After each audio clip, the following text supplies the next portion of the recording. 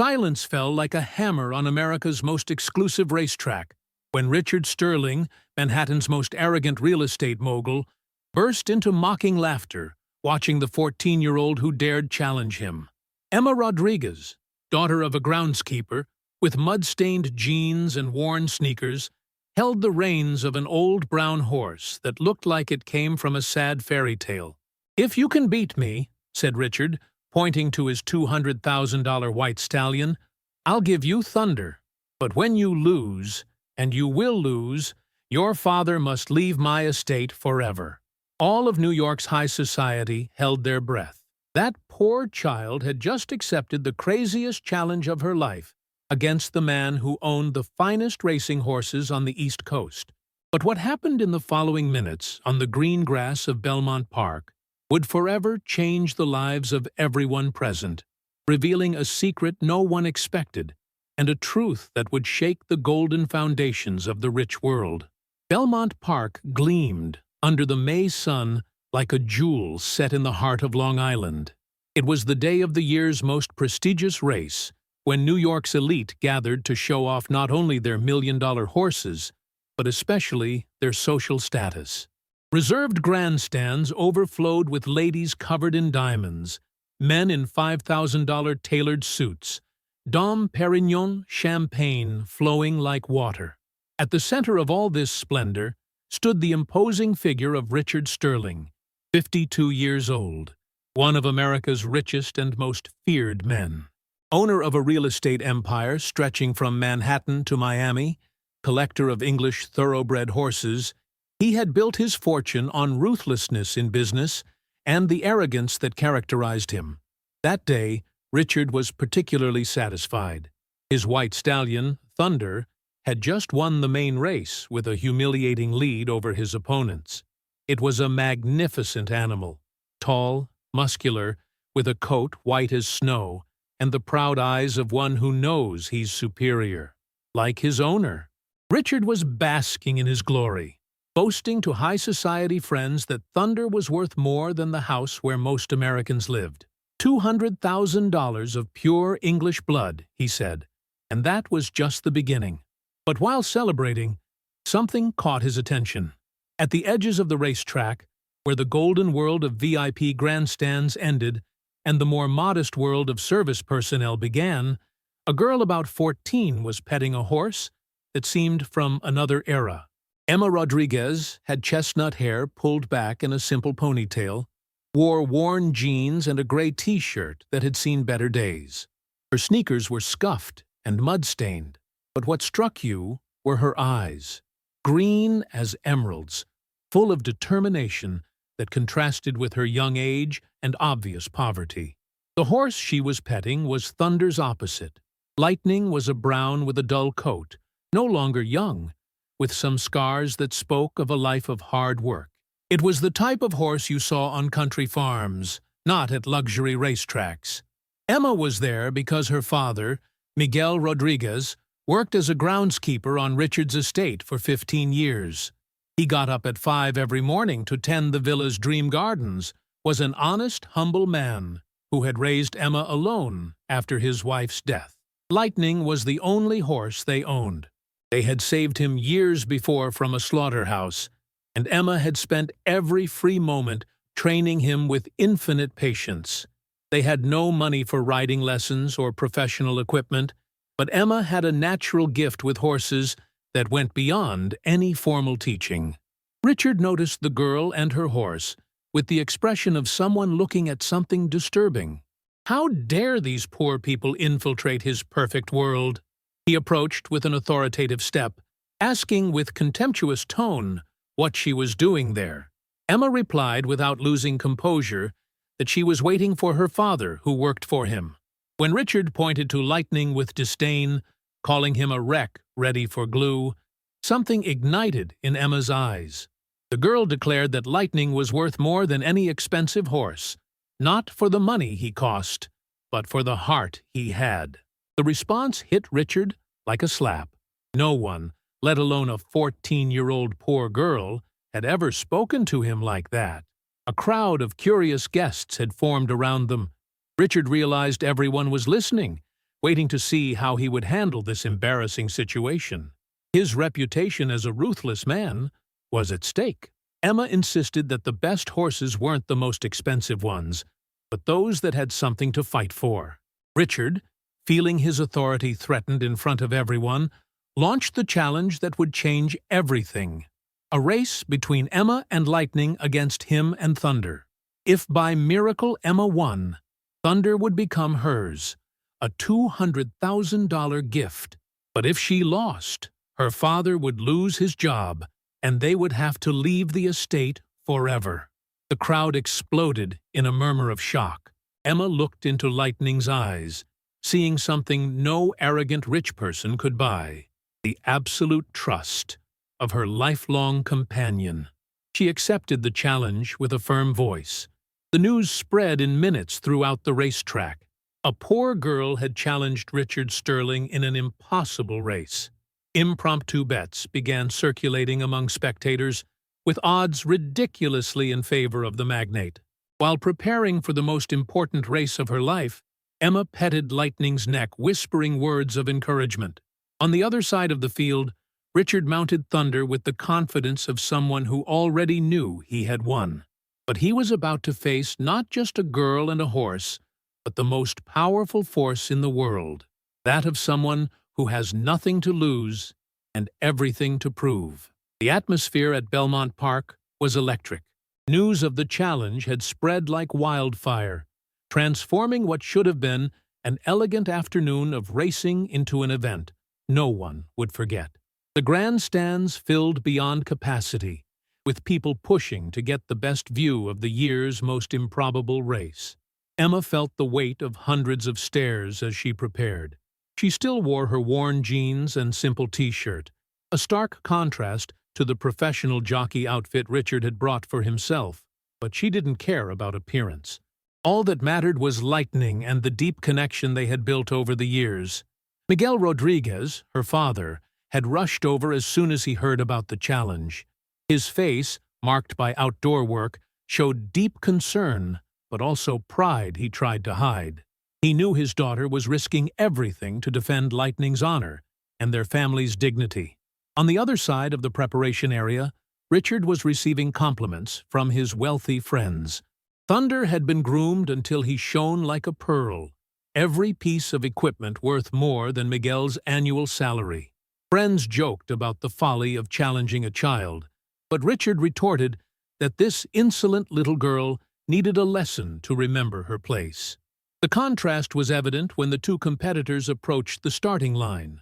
Richard looked like a prince on Thunder, every movement studied and professional. Emma looked like a normal child on her second-hand horse, but there was something in her posture that suggested confidence beyond her years. The race judge, initially reluctant to allow such an irregular challenge, had given in to pressure. He explained the rules.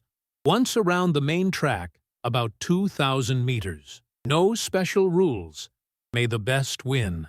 Emma petted Lightning's neck, reminding him of when he had taught her to ride as a child, how he had never given up on her. Now it was her turn not to give up on him. The entire racetrack held its breath.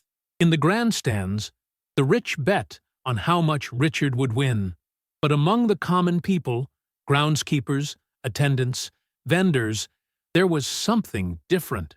They were all rooting for Emma, seeing in her the possibility that even the poor could have their day of glory. The gunshot rang through the air. Thunder shot forward like an arrow, his perfectly trained muscles launching him forward with impressive power. Richard was already smiling, sure he had won before even starting. But Lightning didn't start as expected from an old, tired horse. He started like an animal that had finally found the purpose of his existence. He wasn't as fast as Thunder, didn't have his elegance, but he had something more precious. The heart of a warrior fighting for someone he loves. In the first 500 meters, Richard maintained his advantage, looking back with smugness. Emma and Lightning were behind, but not as much as expected. And most importantly, they weren't losing ground. Emma leaned over her horse's neck, whispering words of encouragement. And something magical began to happen. Meter by meter, lightning began to recover. Not with thunder's brute power, but with determination that seemed to grow with each step. At mid-race, Emma was practically even with Richard. The racetrack exploded in a roar that could be heard for miles. No one could believe their eyes. The poor girl was keeping pace with Italy's most expensive horse. Richard felt fear for the first time. How could a farm horse compete with a thoroughbred? But looking at Emma, he saw something that chilled his blood. The girl wasn't just riding.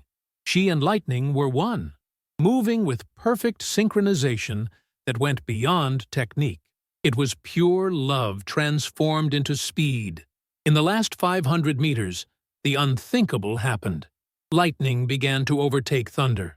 The last 500 meters of Belmont Park's track transformed into the stage for the most incredible miracle the racetrack had ever witnessed. Lightning galloped as if he had found wings. It wasn't just speed, it was something spiritual.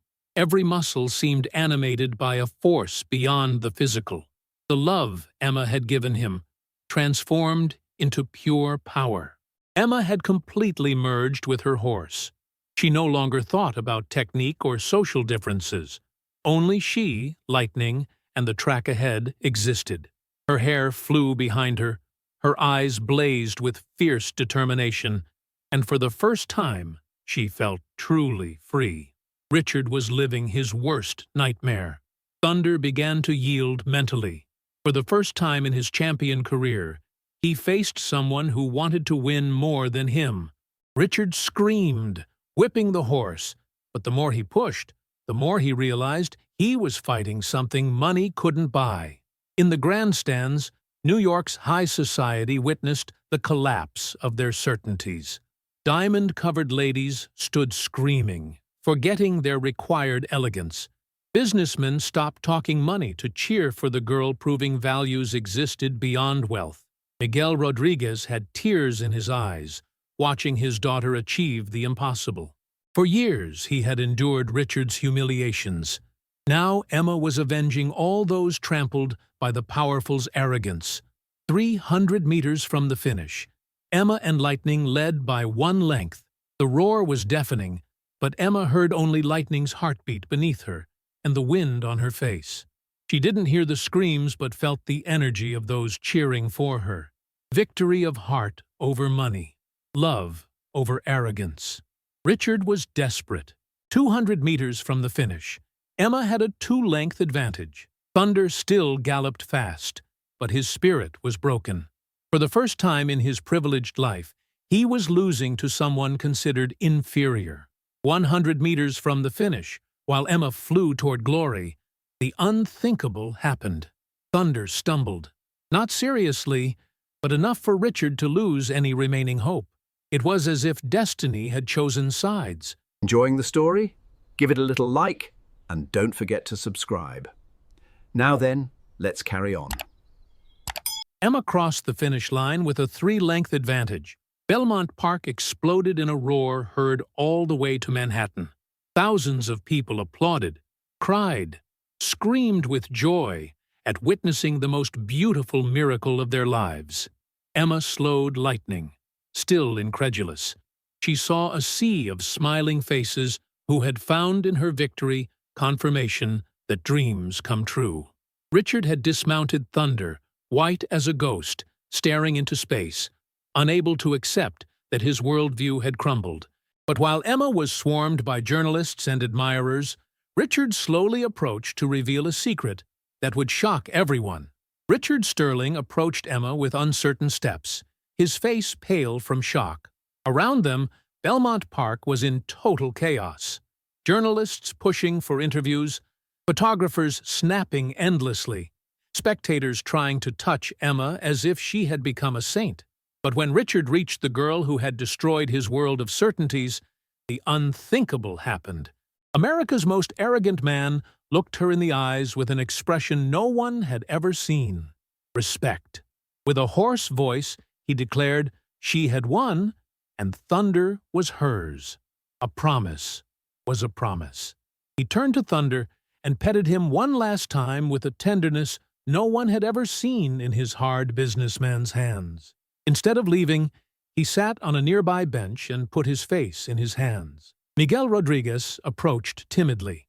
For 15 years he had endured humiliations and bullying from this man, but seeing him so destroyed, he felt pity.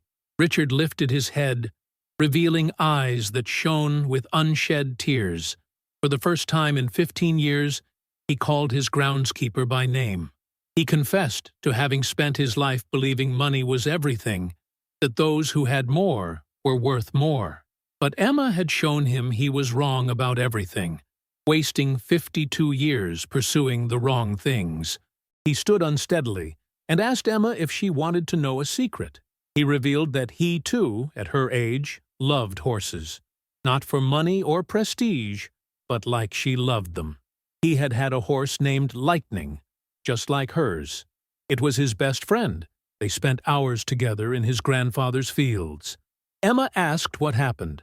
Richard replied bitterly that he grew up. His parents explained that horses were for the rich, not for playing, but for winning. He had to forget feelings and focus on profits. So he sold Lightning. The revelation hit everyone like lightning. The man of ice had once had a heart. For years he convinced himself he had done the right thing. Expensive horses, many victories, lots of money. But seeing Emma and Lightning, he understood what he had lost. The ability to love without calculating profit. Pure joy. The real relationship with an animal. He explained that Thunder was a champion, but had never loved him. He was trained to win, not to be happy, while Lightning had run with heart, not technique. Emma felt tears sting her eyes, not for victory or winning a $200,000 horse, but for seeing an evil man rediscover his lost humanity. She said gently, "It was never too late to start over." Richard looked at her surprised.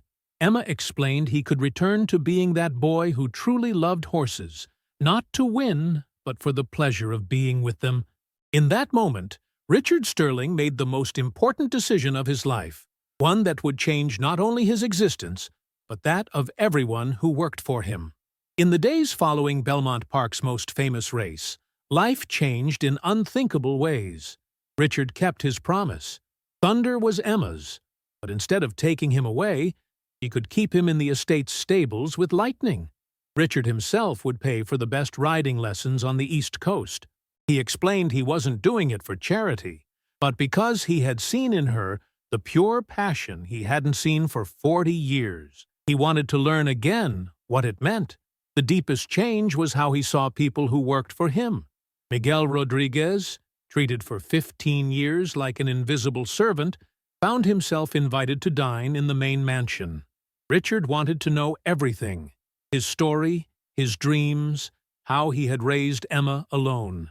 During one dinner, he confessed to realizing he had never asked how Miguel was, never treated him like a person. Miguel responded with simplicity that Richard had given him work when needed, but Richard replied that now he demanded more from himself. Emma was living a dream. 2 magnificent horses to care for and the East Coast's best instructor. Master James Wilson, a 70-year-old who had trained Olympic champions, confessed to Richard that in 40 years he had never seen anyone with such instinct.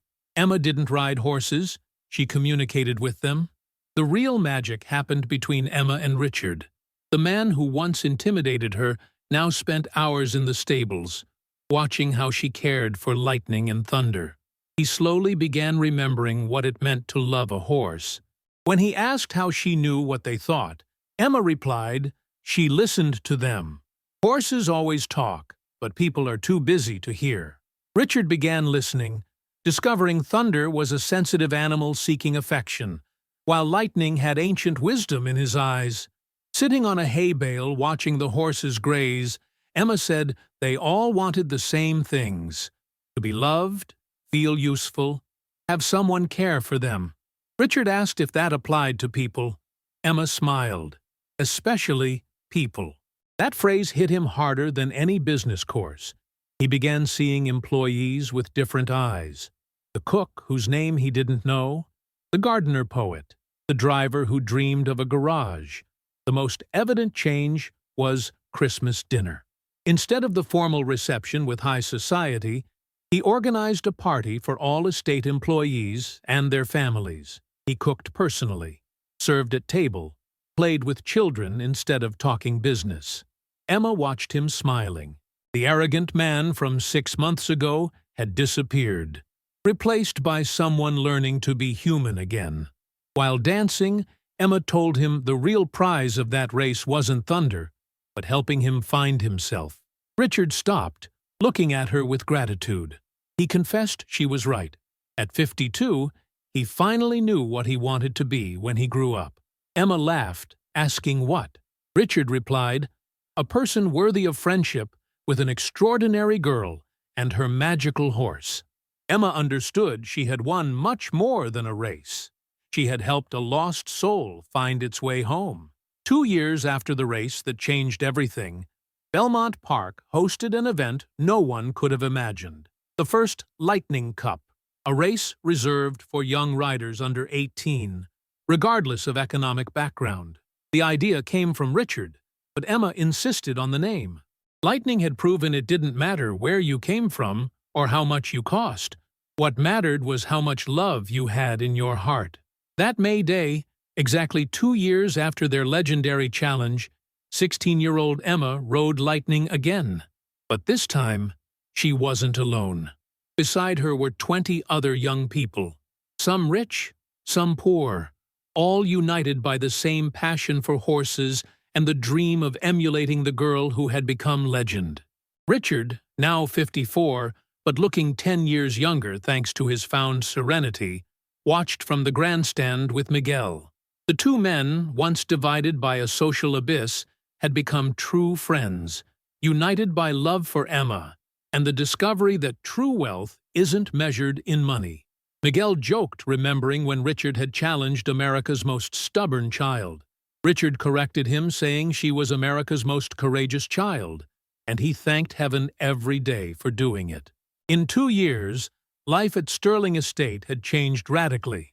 Richard had transformed part of the property into an equestrian center open to all, where children of every social background could learn to ride for free. He discovered that teaching children love for horses gave him more satisfaction than any million-dollar deal. Emma had become the center's soul. Besides continuing school and perfecting her equestrian technique, she helped smaller children overcome fear of horses and taught them that every animal has a unique personality to discover and respect. Thunder had found new life. Under Emma's loving care, he had learned to be not just a champion, but also a teacher. He became the perfect horse for teaching beginners, patient and protective like a big brother. Richard had begun using part of his earnings for social projects, scholarships, support for struggling families, programs to bring equitation to public schools. But he did it without publicity, without seeking recognition, just for the pleasure of seeing people smile. During a horseback ride, he had confessed to Emma that now that he gave money away, instead of accumulating it, he felt richer than before. Emma replied, "That wasn't strange. It was normal. Joy multiplies when you share it." On Lightning Cup Day, instead of participating as the favorite, Emma decided to be godmother and help other competitors. She explained she had already won her most important race 2 years ago. This was their moment. Richard looked at her with the pride a father feels for a daughter, saying she had become the wisest person he knew. Emma smiled, saying she had had a good teacher. The race was magnificent. 20 young riders competing not to humiliate opponents, but to demonstrate love for their horses. Sarah won, a 14-year-old from Detroit riding a horse rescued from a pound, proving once again that miracles happen when heart beats stronger than money. After the awards, while the racetrack emptied and the sun set, Emma, Richard, Miguel, Lightning, and Thunder found themselves alone on the track where it all began. Emma said she thought that race 2 years ago hadn't been won by her and Lightning, but by all of them together. because it taught them that truly winning meant helping others find their path to happiness. Richard nodded, watching the sunset paint the sky pink and gold. He said she was right, and the most beautiful thing was, this was just the beginning.